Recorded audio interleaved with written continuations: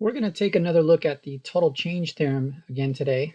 The total change theorem says that if you're looking for the amount that you have at any particular time, so in this case, when time is b, so we're trying to find the amount that we have at that moment in time. The way you get it is you go with the starting amount at any time. So we're going to say when time is equal to a, so whatever amount you have at that moment, plus you just need to add all the changes from that starting time of A all the way to the ending time that we're calling B.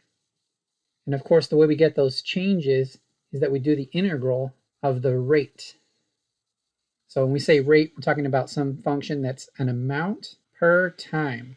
So any function that has those kind of units would be a rate. And when you do the integral of that rate, you're just going to get some amount, whatever's on top there. Of course, this doesn't make any sense until we do some actual examples. Let's go ahead and go to the next page. Again, before we start, we want to kind of look at the units as well to get us prepared. If you have some rate, and the example I'm using is gallons per hour, of course it could be any amount and it could also be any time.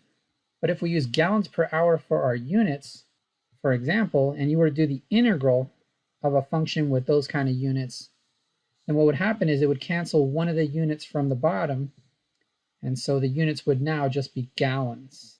Of course, if we did the derivative of a function that had those kind of units, you would get one additional unit of time on the bottom. So again, that'll be important because if we had a function with these kind of units, and the question asks how many gallons, then we know, well, we want to do the integral of that function so that our final units will just be gallons. So it's kind of a trick if you're a little bit lost and you don't know what to do. You can focus on the actual units and it kind of helps you understand what to do. Now, another thing that I wanted to say before we get started is that these functions here might be called f, for example. It might be called f. But because it's a rate, because the units are amount per time, you want to think of that as kind of like the derivative already. So you want to think of it in the back of your mind as like a y prime. So even though the problem is calling it f, just look at the units and that tells you what it really is.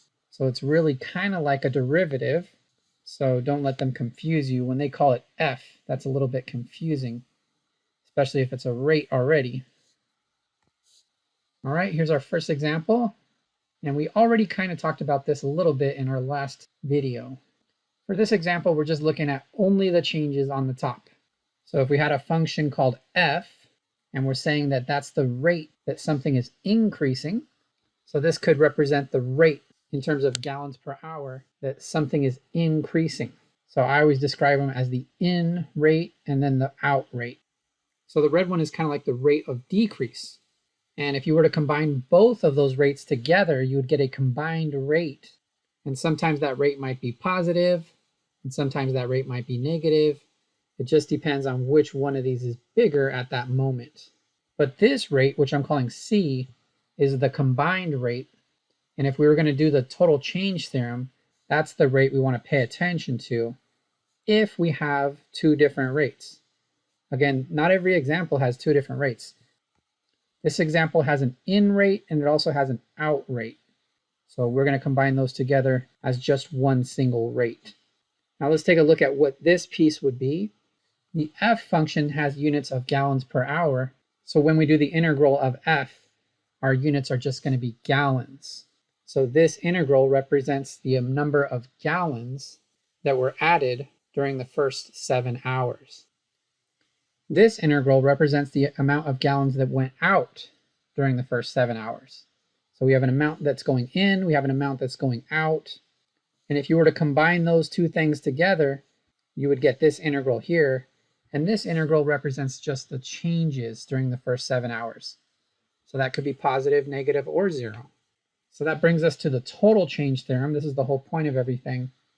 For the total change theorem, we're going to take the starting amount, then we're going to add all the changes from that starting time of 0 to the ending time of 7.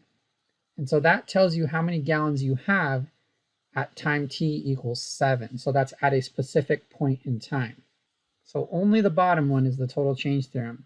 Everything else is just a small change. So this one's only the amount of increase. This is only the amount of decrease, and this is only just the changes, but it does not include the starting amount.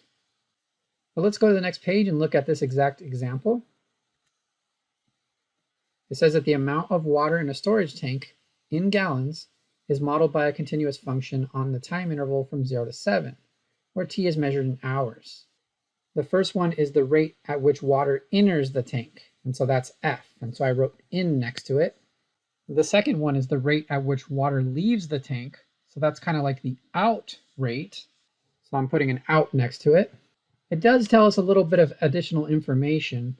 It tells you that the two functions intersect at these times, and it also tells you that when you start, when time t is equal to 0, the amount of water in the tank is 5,000 gallons. So that's your starting amount. We don't really need that for the example that we're going to do. All they want to know is how many gallons of water enter the tank during the first 7 hours.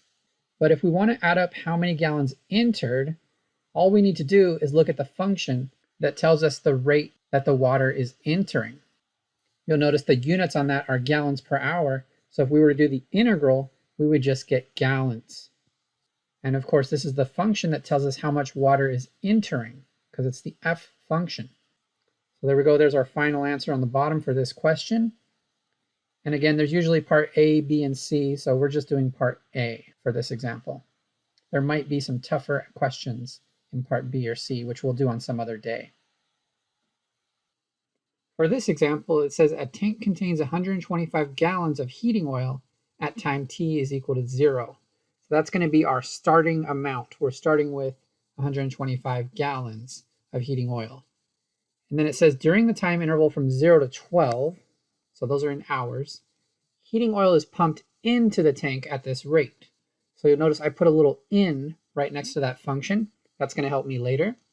And the units there would be gallons per hour. It says during the same time interval, heating oil is removed from the tank at this rate. So I'm calling this rate my out rate. So we always have an in rate or an out rate, or sometimes we just have one single combined rate. So this is going to be one of those examples where we have a rate where it's going in, and we have a rate where it's going out. Notice the units are gallons per hour for both rates. The first example says how many gallons of heating oil are pumped into the tank during the first 12 hours. So we need to take our in function. Of course, it has units of gallons per hour. And if I was to do the integral of that function, it would cancel one of the units of time from the bottom. So we would just get gallons for the units.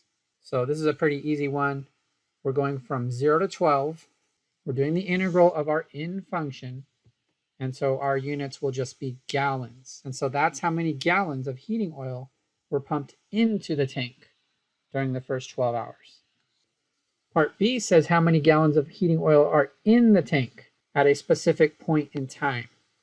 So anytime it's an exact point in time and they want to know how many gallons are in the tank at that point in time, that's going to be the total change theorem. You need to use the starting amount plus all the changes. Now let's take a look at the changes. We need a combined rate. We need C of t. So our combined rate is going to be the rate in and then minus and then the rate out.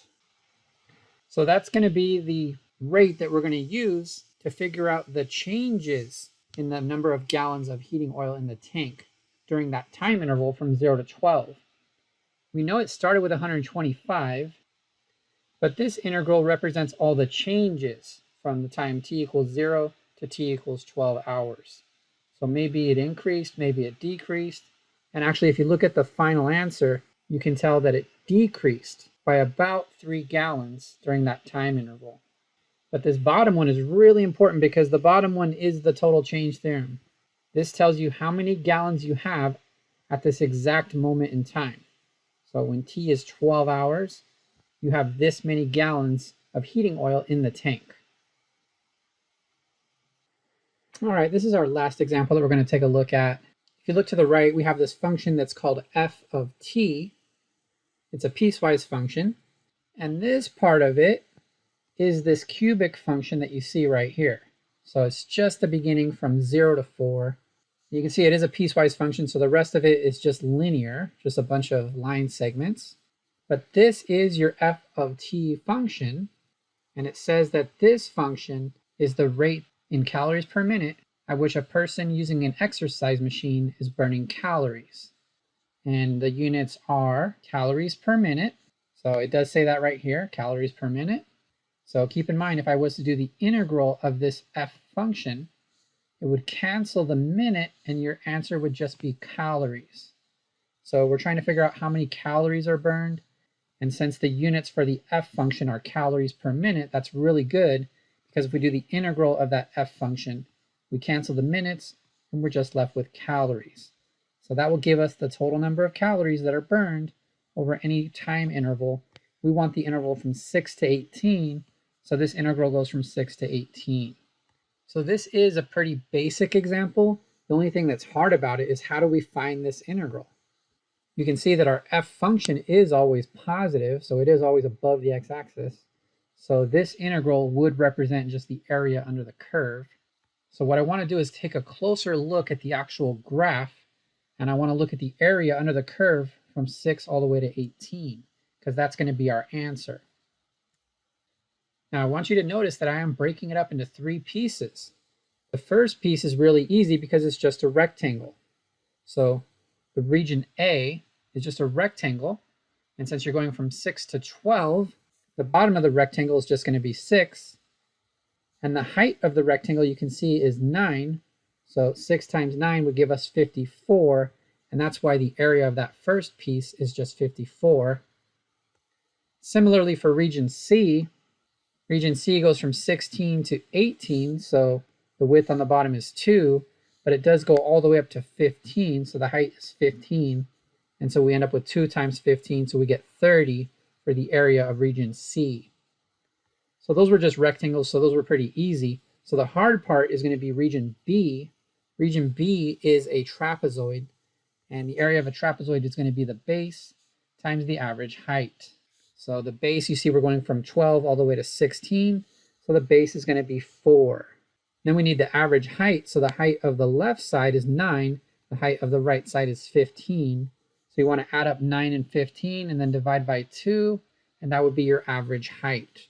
So we're getting 24 over 2, which is 12, and so our final area is going to be 4 times 12. So we're getting 48 for the area of region B. So region B was meant to be the hard part, and that's why I wanted to talk about this example. But our final integral will give us 132, and remember the units were calories. So this integral represents the number of calories that were burned on the interval from t equals 6 minutes to t equals 18 minutes. And it turns out to be 132 calories.